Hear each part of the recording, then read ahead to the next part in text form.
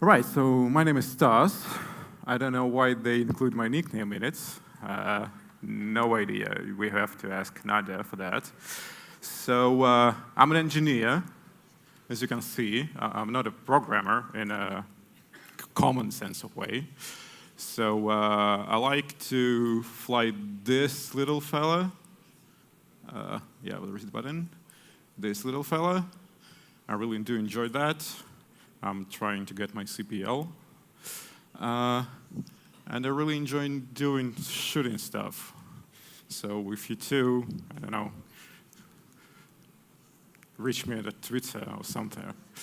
All right, so today we're going to have a little bit of presentation about Ruby native extension and why I hate those. And basically why I hate those who wrote those native extension, but everything step by step. So a few months ago, me and a bunch of my friends were on a hackathon. And there was an interesting idea to create an application to automate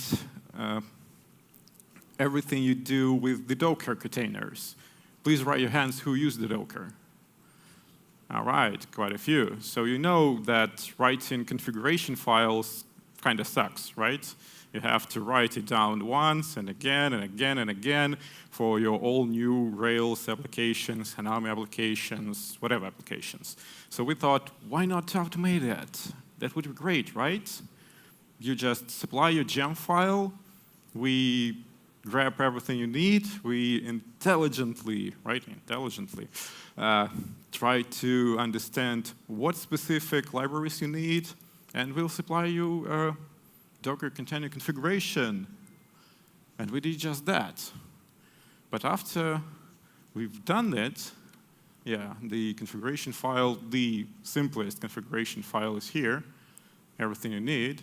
But the problem is, once you do it automated, you don't have libraries installed necessary for your native extensions compilation, right?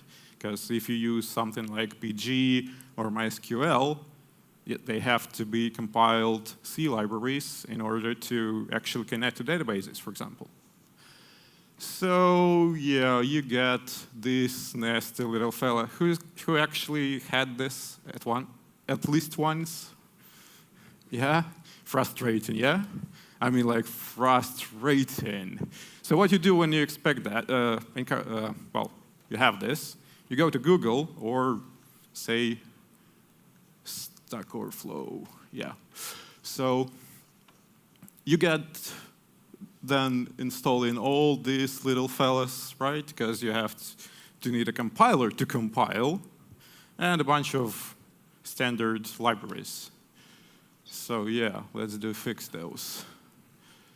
You go to Stack Overflow to find out what's actually going on. So which gem requires which libraries, right? For example, PG wants PG, right? Postgres. And it wants not only Postgres as itself, but it wants some developer libraries for the Postgres so it can compile a client library. And then you just go with another gem like MySQL, and then you go another gem like OpenSSL, and a bunch of them, and bunch of them. And yeah, I mean, I've done this hundreds of times, and I hate that. So I thought, why not automate it? And I went to this blog post 6 years ago. Pat Shaughnessy wrote it, and he was like, hey, writing native extensions is like this easy. I mean, okay, yeah, easy. Let's find out. So I started reading this blog post and trying to find out how actually native extensions works in Ruby, right? So you have a gem, you have native C extension, and some other non-Ruby library which you want to bind to. So the basic structure is really, really easy.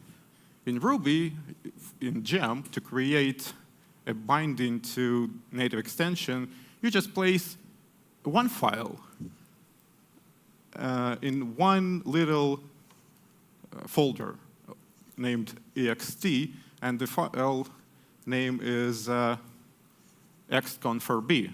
And I'm sure many of you have seen those, right? Maybe someone even wrote one, huh? Give me a hand. Who wrote at least one Ruby gem with native extensions? I hate you. No offense, really, but I fucking hate you. So, what is the most efficient way to find out which gem uses native extensions? This, right? And maybe this. So there are only two ways to find out if a gem uses native extension. You go and search it on a GitHub, and you just look through source code, or you download the whole Ruby gems, and you still look through the source code. So on that hackathon, I thought, like, yeah, downloading Ruby gems, no, not today, maybe.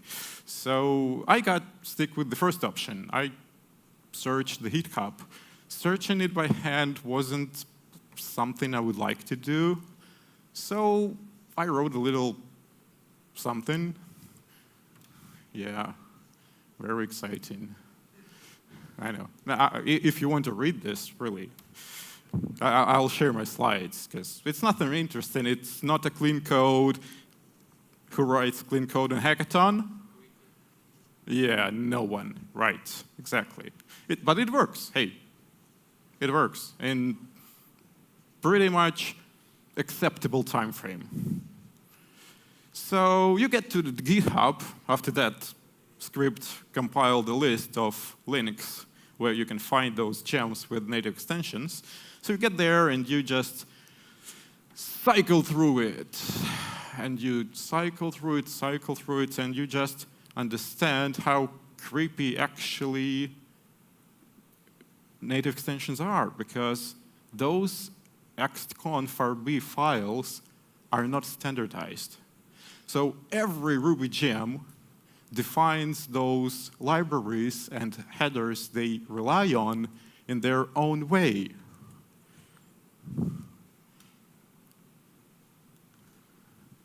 Sometimes it's quite nice. You have like dry code, quite okay. Really nice to read, right? It's impossible to parse, because there is no regular expression, there is no simple way.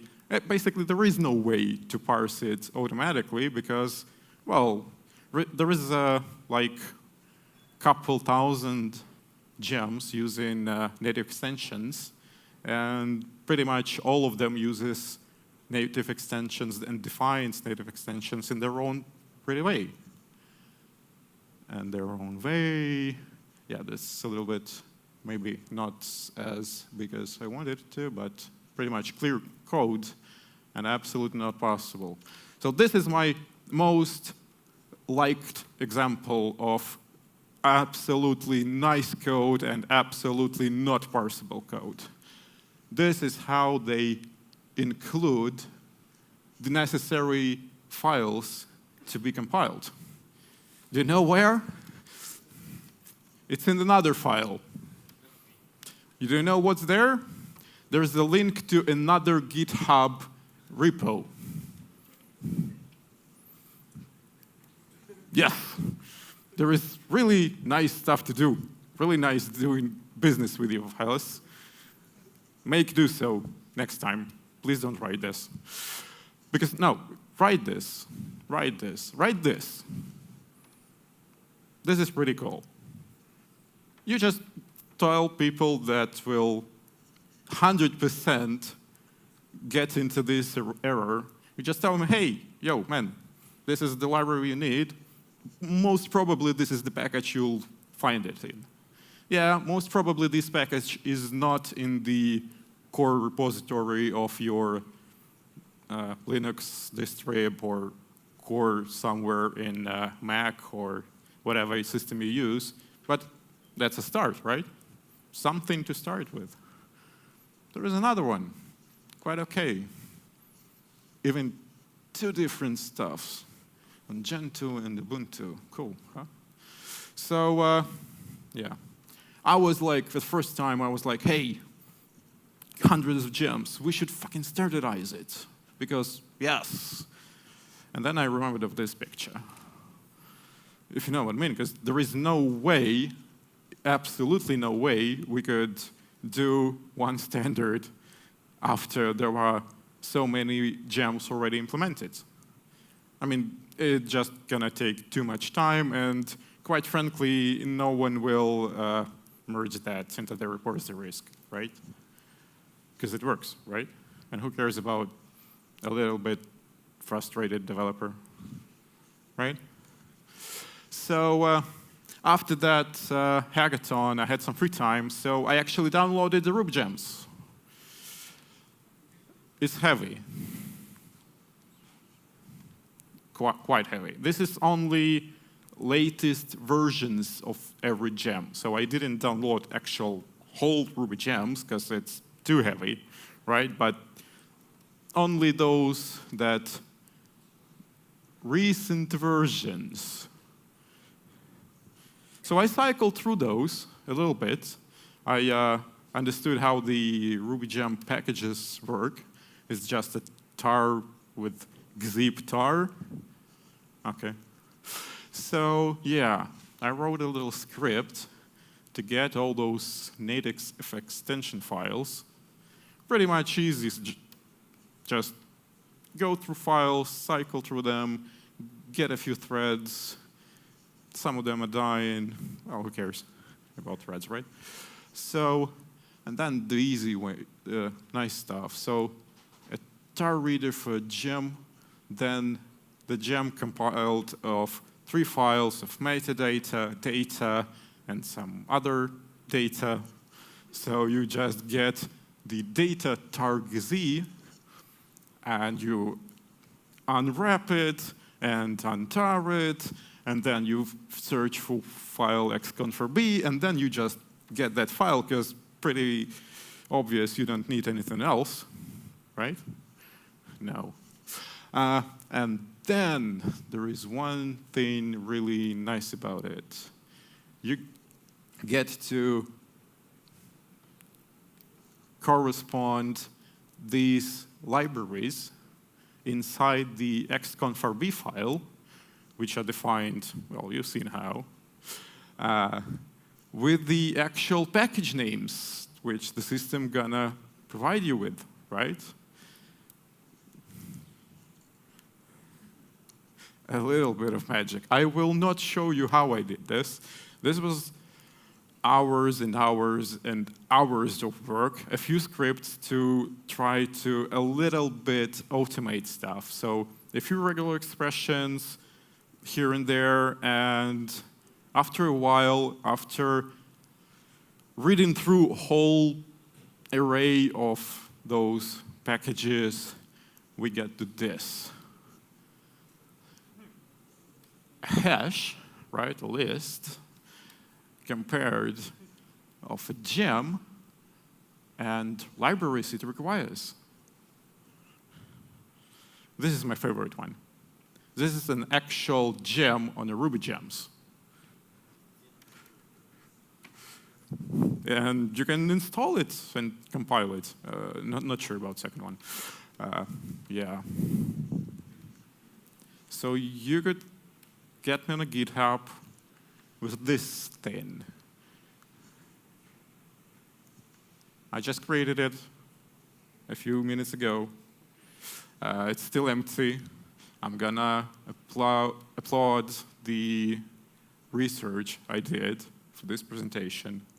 And maybe you can help me, because it's not yet finished. I still have to get from libraries to packages, say, for Ubuntu, and then for, say, CentOS. Who else uses some other systems on their servers? CentOS, Ubuntu, well, Debian stuff. Anything else? Anybody? No? I'm just trying to figure out the minimum requirements of OS I need to. Alpine? Okay, I'll get it into a list. No? Yeah, right. So that's all, folks.